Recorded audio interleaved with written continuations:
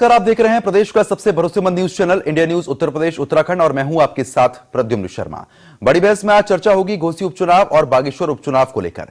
दरअसल 5 सितंबर यानी आज यूपी के एक विधानसभा सीट और उत्तराखंड की एक विधानसभा सीट पर वोटिंग जारी है। उपचुनाव में इंडिया गठबंधन और एनडीए के बीच पहली सीधी टक्कर देखने को मिल रही है। ऐसे में अगर यूपी की बात करते हैं तो घोसी विधानसभा उपचुनाव में सपा से सुधाकर सिंह और बीजेपी से दारा सिंह चौहान प्रत्याशी हैं। वहीं बागेश्वर की अगर बात करते हैं तो बागेश्वर विधानसभा उपचुनाव में कांग्रेस और बीजेपी के बीच सीधी लड़ाई है। ऐसे में देखना होगा कि जनता किसके सिर पर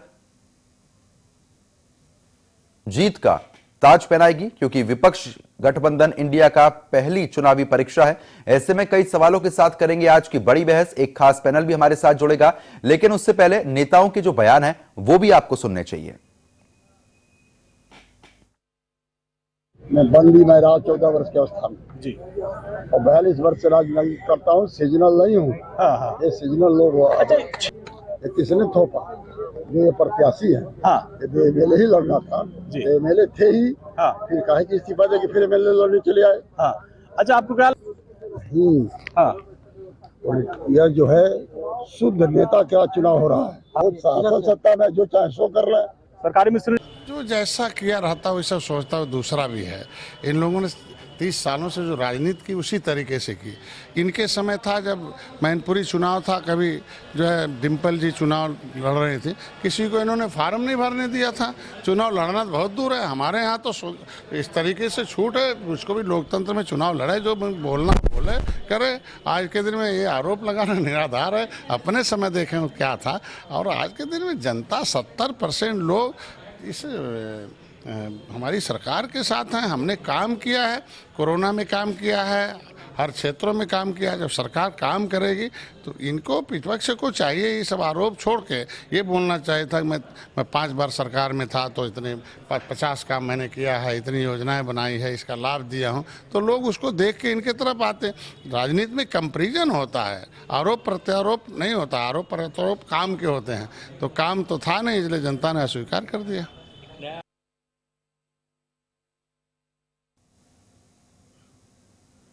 तो फिलहाल जिस तरीके से आपने नेताओं के जो बयान हैं वो यहां पर सुन लिए हैं, लेकिन आपको बता दें कि वोटिंग सुबह से लगातार जारी है। शाम 5 बजे तक ये मतदान होगा। देखिए, सुबह 11 बजे तक के जो आंकड़े हैं वो आप अपनी स्क्रीन पर देख पा रहे हैं। बागेश्वर उपचुनाव के लिए भी वोटिंग हो रही है, घोसी उपचुनाव के लिए भी वोटिंग लगातार जारी है। सुबह 11 बजे तक 26.3% वोटिंग हो चुकी है। मतदान केंद्रों पर मतदाताओं की भीड़ लगातार बढ़ती जा रही है। अब देखिए, दिन के 1 बज चुके हैं और आपको ये भी बता दें कि लोगों में उत्साह लगातार देखने को मिल रहा है। लोग लगातार घर से निकल रहे हैं, महिलाएं, नौजवान, बुजुर्ग सभी लोग घर से निकल रहे हैं और वोटिंग यहां पर की जा रही है। जिस तरीके से आप अभी देख भी रहे थे, जहां पर उपचुनाव का जो रण है वो सच कर तैयार है। अगर थोड़े दिन पहले की बात कर लेते हैं, प्रचार प्रसार जोरों शोरों से किया गया था। अब बीजेपी, कांग्रेस या फिर समाजवादी पार्टी की बात करते हैं, तीनों ही पार्टी उत्तराखंड और यूपी की मैं अगर आपको बताना चाहूं तो आपको बता दें, दोनों ही जगह ये देखने को मिला था कि पुरजोर तरीके से प्रचार प्रसार हुआ था। मुख्यमंत्री योगी की तरफ से, अखिलेश यादव की तरफ से। तो वहीं अगर उत्तराखंड की बात कर लेते हैं तो कांग्रेस और बीजेपी के नेताओं की तरफ से लगातार प्रचार प्रसार देखने को मिला था।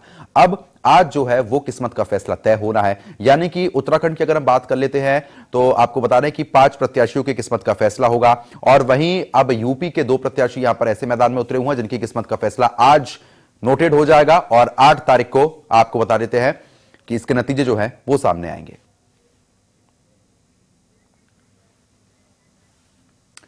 और इसी बीच हमारे संवाददाता की एक और रिपोर्ट आपको दिखाते हैं। इस समय मौजूद हूँ घोसी उपचुनाव के मरजाद ये जो मरीचे हैं, इसमें आप देख सकते हैं सुबह से अभी आधे घंटे हुए, लेकिन काफ़ी कतार लगी हुई है। और अभी महिलाओं के साथ साथ पुरुष भी हैं जो देखिए काफ़ी कतार लगी हुई है। और सुबह से ही मतदान काम शुरू हो गया। भारी सुरक्षा व्यवस्था के बीच में आप देख, मेरे पीछे जो लाइन लगी हुई है और सुरक्षा के चाक चौबंद व्यवस्था किए गए हैं। और इस पे अभी जो ये उपचुनाव है ये काफ़ी 2024 का एक रिहर्सल माना जा रहा है। अब देखना ये है कि क्या ये घोसी उपचुनाव में क्या स्थिति होगी, जबकि बीजेपी और समाजवादी पार्टी की ही कांटे की टक्कर मानी जा रही है। घनश्याम मिश्र, इंडिया न्यूज, घोसी। तो फिलहाल जिस तरीके से घोसी से हमारे संवाददाता की आपको रिपोर्ट दिखाई है, आपको बता रहे हैं कि लगातार उपचुनाव के लिए वोटिंग हो रही है। तस्वीरें भी आप देख पा रहे हैं। आपको ये भी जानकारी दे रहे हैं कि सुबह से ही मतदान केंद्रों पर भारी भीड़ देखने को मिल रही है। सुबह 11 बजे तक 21.57% वोटिंग हो चुकी है। आपको ये भी बता रहे हैं कि बागेश्वर उपचुनाव की जंग लगातार देखने को मिल रही है।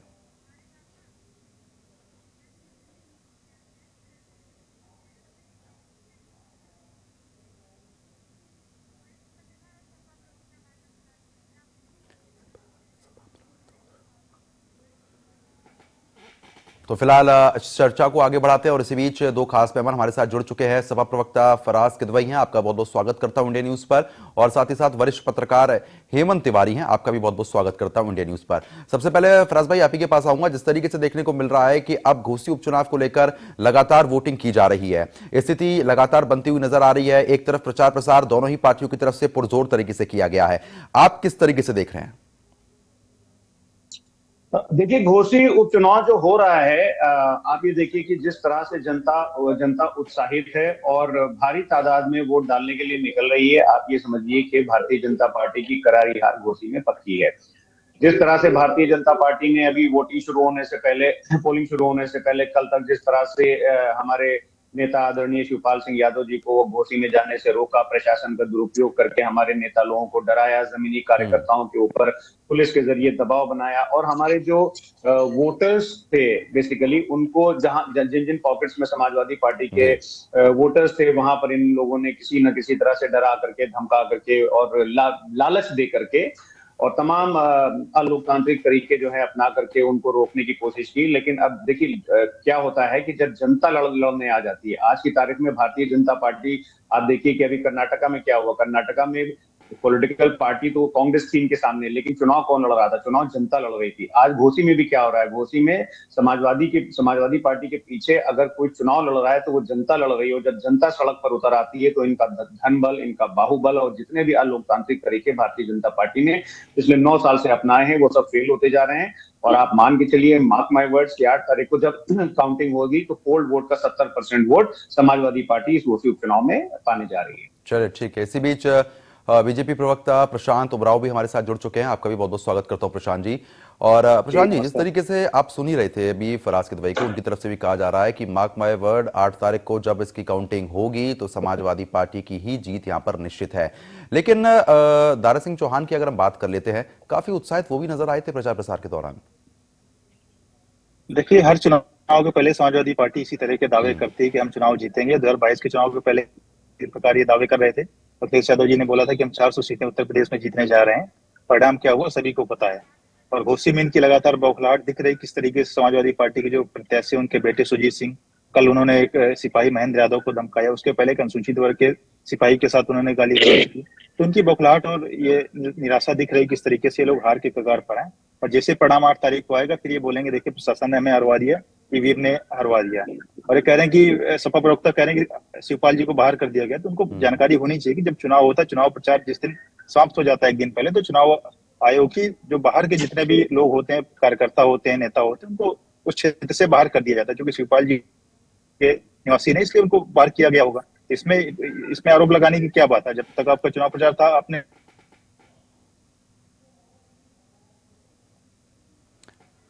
चलिए ठीक है, दोबारा आपके पास लौटता हूँ, आता हूँ आपके पास।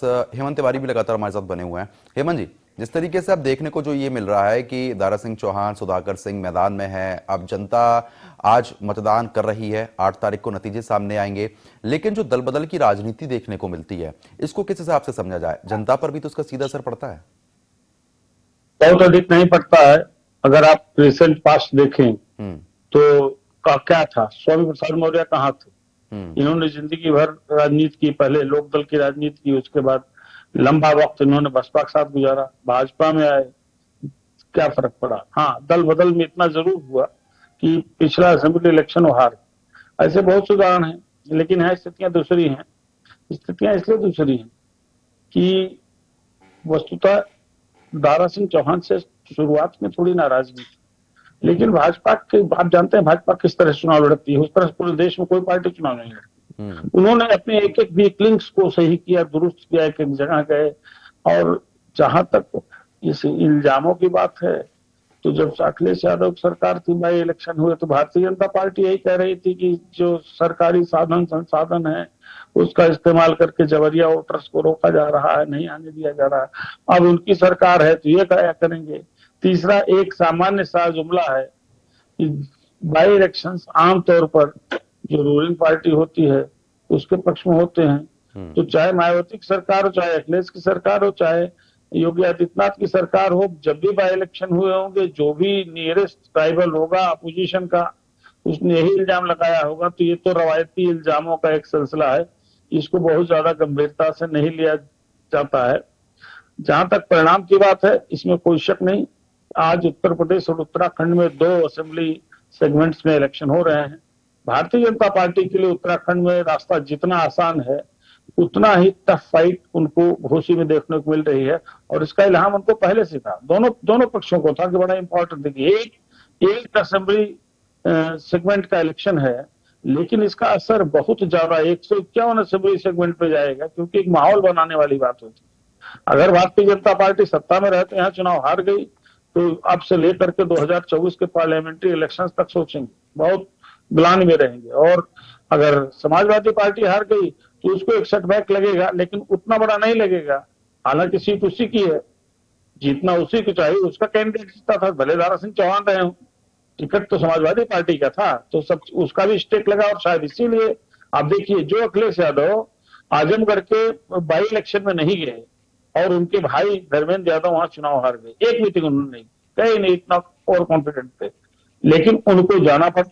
शिवपाल यादव लगातार हफ्तों वहीं जमे रहे। रामगोपाल यादव के हाल के दिनों में आपने कभी चुनाव प्रचार करते नहीं देखा होगा, वो भी वहां गए, मतलब सपा ने भी अपनी पूरी ताकत लगाई है, इसको मालूम है।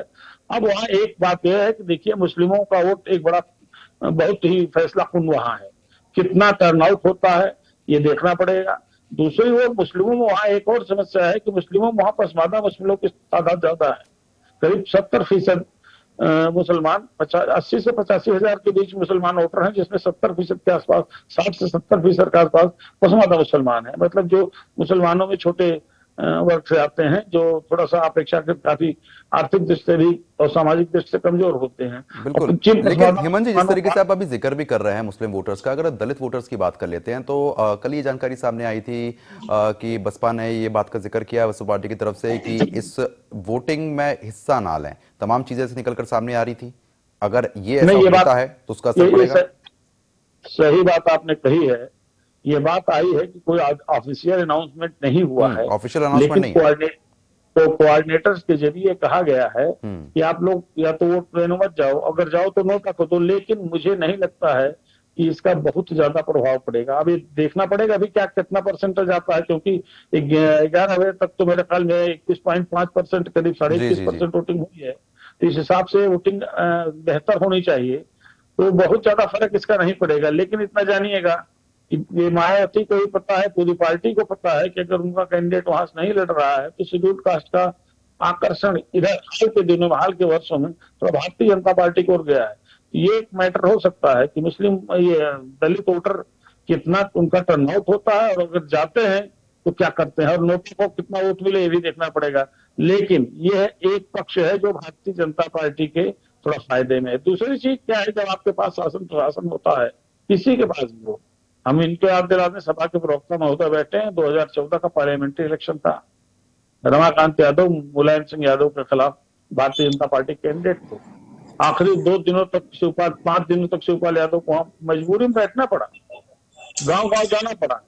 सारी जैसे जो इलेक्शन में होते हैं सत्ता पक्ष के जो लोग होते हैं, ठेकेदार कोटेदार फलाने ढवाके प्रधान सबकी मीटिंग, अफसरों की, ये सब होते ही, यही तो एक फायदा होता सत्ता में रहते हुए चुनाव लड़ने का। तो वही यहाँ भी होगी, यहाँ दोनों डिप्टी सीएम गए, चीफ मिनिस्टर गए, और तमाम मंत्री वहां लगातार बने रहे, तो उनके पास साधन संसाधन पद इस वक्त है, उनकी चल रही है, तो उन्होंने उसका इस्तेमाल किया, और वही इसी वजह से लड़ाई नजदीक आई। वरना आप आंकड़ों के लिहाज से देखें तो आंकड़ों के हिसाब से तो समाजवादी पार्टी को जीत चल रही है अच्छे खासे मार्जिन से, लेकिन लड़ाई बड़ी रोचक है। जीत हार का फैसला बहुत ज्यादा बड़ा नहीं होगा, ये तो सुनिश्चित है, लेकिन आप किसी को भी नहीं कह सकते वो हार रहा है। हाँ, एक बात जरूर है कि जब आप ज्यादा आरोप लगाने लगते हैं थोड़ा सा लगता है कि आप कहीं कहीं से हताश हैं, लेकिन आरोप लगाने की रवायत भी है सरकार के खिलाफ। तो कुल मिलाकर ठीक है। दिलचस्प चुनाव है। ठीक है हेमंत जी, आपके पास आ रहा हूं। और इसी बीच शीशपाल सिंह बिष्ट कांग्रेस प्रवक्ता भी हमारे साथ जुड़ चुके हैं उत्तराखंड से। शीशपाल जी, आपका बहुत बहुत स्वागत करता हूं इंडिया न्यूज पर। अब लगातार देखिए वोटिंग लगातार उत्तराखंड में भी जारी है, उपचुनाव हो रहे हैं। स्थिति जो है वो अब किसके पक्ष में बनेगी ये तो देखिए नतीजे जब सामने आएंगे जब स्पष्ट हो जाएगी। लेकिन अब बीजेपी की तरफ से तमाम बातें यहां पर कही जाती हैं, आप लोगों की तरफ से भी तमाम वादे यहां पर किए गए हैं। अभी आप किस तरीके से देख रहे हैं, क्योंकि देखिए अभी तो लगभग 4 से 5 घंटे का समय शेष रह गया, 1 ही बजे हैं, क्या स्थिति बन रही है अभी? देखिए, जहां तक बागेश्वर उपचुनाव की बात है, हम शुरू दिन से कह रहे हैं कि बागेश्वर में भाजपा को समर्थन नहीं मिल रहा और उसकी हताशा निराशा आपने देखा कि इनके जो कार्रवाई है, अभी इनके प्रदेश अध्यक्ष ने जो है वहां ऑब्जर्वर के खिलाफ जो है केंद्रीय चुनाव आयोग से शिकायत की है। सरकार इनकी राज्य में है, इनकी सरकार केंद्र में है, फिर ये शिकायत कर रहे हैं, तो आप समझ सकते हैं कि वहां पर जनता का समर्थन नहीं मिल रहा, क्योंकि बेरोजगार नाराज हैं, वो बागेश्वर में भी नाराज हैं, प्रदेश के दूसरे क्षेत्रों में भी नाराज हैं। विकास के मामले में बागेश्वर लगातार पिछड़ा हुआ है। 2007 से भाजपा के ही विधायक वहां जीत रहे थे, कैबिनेट मंत्री इनके वहां से थे, लेकिन फिर भी बागेश्वर में आज बागेश्वर शहर में ही सीवर की बड़ी समस्या है। लोग जो है उसके लिए तमाम आंदोलन कर रहे हैं। बागेश्वर में कानून व्यवस्था का भी सवाल है, रोड कनेक्टिविटी के सवाल हैं, शिक्षा और स्वास्थ्य के जो है मुद्दे वहां पर हैं। लगातार लोग सड़क पर उतर के आंदोलन कर रहे हैं। तो बागेश्वर की जनता बदलाव चाहती है और जो कांग्रेस के प्रत्याशी हैं बसंत कुमार, उनका बड़ा जनसंघर्ष है, लोगों के बीच उनका काम है। 2 चुनाव वो पहले लड़े हैं, वो अलग अलग दलों से लड़े हैं, तो उनका जो वहां पर व्यापक अपना जनाधार है, कांग्रेस पार्टी के प्रत्याशी के तौर पर इस समय वो जनता के बीच में है। और भाजपा को यही गणित जो है परेशान कर रहा है, क्योंकि भाजपा ने तमाम हथकंडे अपनाए,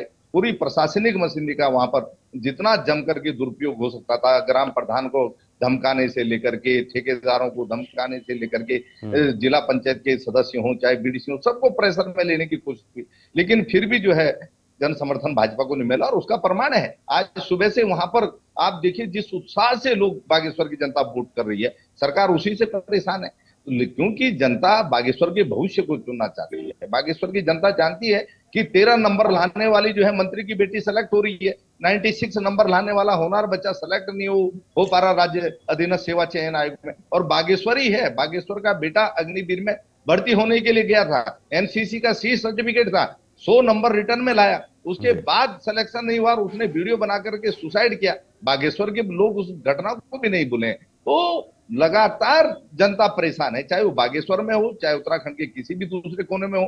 बेरोजगार लाठियों से इन्होंने पीटने का काम किया, आज भी धरने पर बेरोजगार बैठे हैं।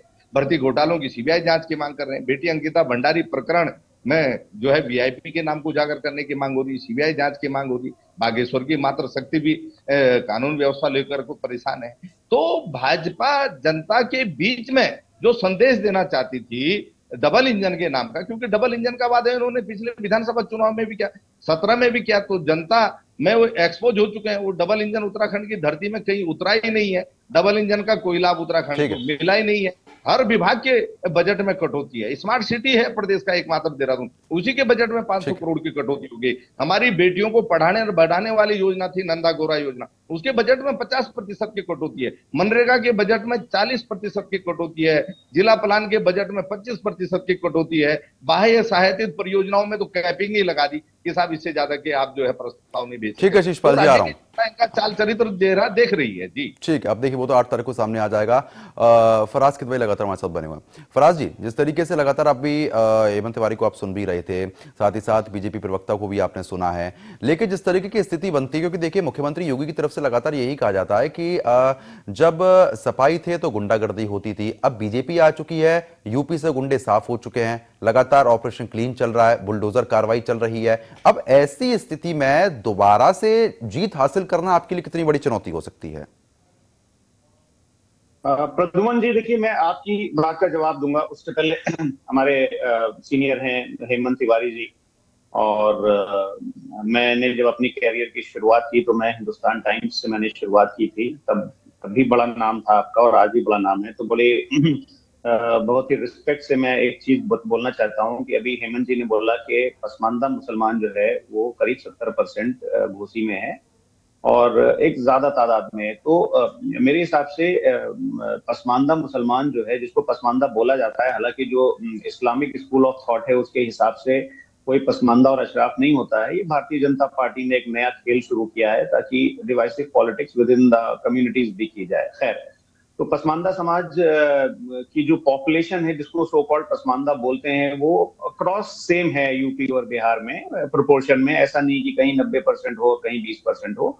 और दूसरी बात यह है कि जो मैं इसलिए बोल रहा हूं कि एक तो इस्लामिक स्कूल ऑफ थॉट में पसमानदा अशराफ का कुछ है नहीं, और इकोनॉमिकली भी अगर आप देखिए तो इंडियन एक्सप्रेस में 25 अगस्त को हेमंत जी आप एक वो पढ़िएगा, the politics of fault lines, page number 9 पे था, एक बहुत बड़ी स्टोरी थी जिसमें ये बेसिस पीएलएफएस का जो डेटा है और जो एनएचएफएस का एनएफएचएस 5 का जो डेटा है उसको एनालाइज करके इन्होंने बताया कि जो मुस्लिम अशराफ और पसमानदा की जो पर कैपिटा इनकम में डिफरेंस है वो खाली 2% है। तो कहने का मतलब ये है कि जो सो कॉल्ड अशराफ या अपर कास्ट या पसमानदा लोअर कास्ट जिसको बोला जाता है, उसकी जो इकोनॉमिकल सिचुएशन है आज की तारीख में यूपी और बिहार में खासकर, वो सेम है। तो अगर आप बोलिए पसमानदा इकोनॉमिकली बैकवर्ड, तो ये तो पूरा मुस्लिम समाज है, पहली बात।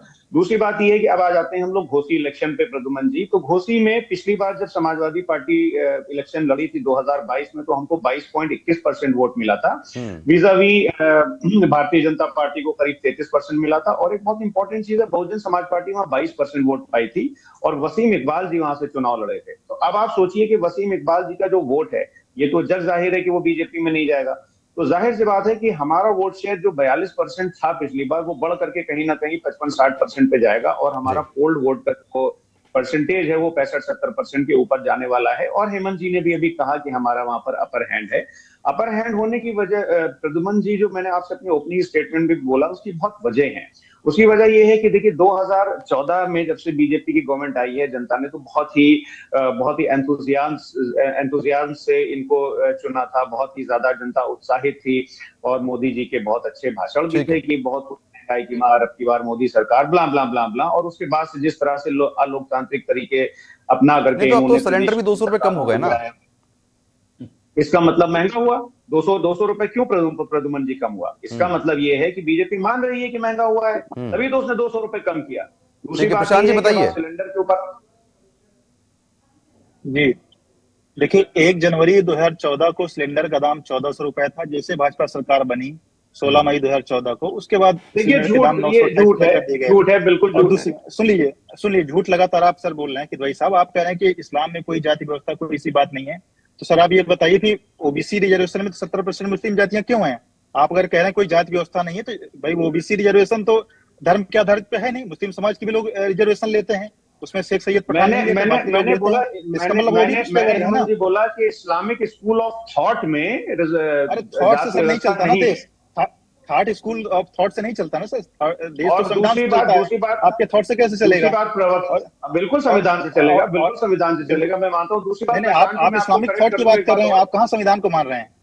सर सुन लीजिए, दूसरी बात, आप गलत बोल रहे हैं, झूठ बोल रहे हैं। पहली बात ये कि आप झूठ आप बोल रहे हैं, बैठे आप कह रहे हैं कि कोई वहां पे व्यवस्था नहीं, जाति वाली व्यवस्था नहीं, कोई इस तरह पसमानदा और अशरफ नहीं है। तो फिर क्योंकि अशरफ वर्ग की लगातार सब राजनीतिक पार्टियों में रिप्रेजेंटेशन है कि उनके अधिकतर सांसद जो 80% आज तक 1952 से लेकर के जो सांसद बने हैं, सारे अशरफ वर्ग के, अपर कास्ट के बने हैं। क्यों नहीं निचले वर्ग के, जो बैकवर्ड समाज के आते हैं, पसमानदा वर्ग के आते हैं, क्यों नहीं बने? तो अगर कहीं कहीं जो उसमें डिस्क्रिपेंसीज हैं, वही बात तो प्रधानमंत्री जी ने उठाई है, वही बात तो हम लोग उठा रहे हैं। आज आप नेता बनाएंगे, इसका मतलब 80 में से 20 टिकट इस बार आप पसमानदा मुसलमानों को देंगे? इसका मतलब लगातार दे रहे हैं, हम बिल्कुल दे रहे हैं, टिकट लगातार दे रहे हैं। कितने मंत्री बनाए आपके? कितने मंत्री हैं आपके? कितने मंत्री हैं बताइए? बिल्कुल, हम कितने मंत्री जितने आप सबको पता है, हमने पसमानदा वर्ग को बनाया। आपने कितने पसमानदा बनाए? देखिए,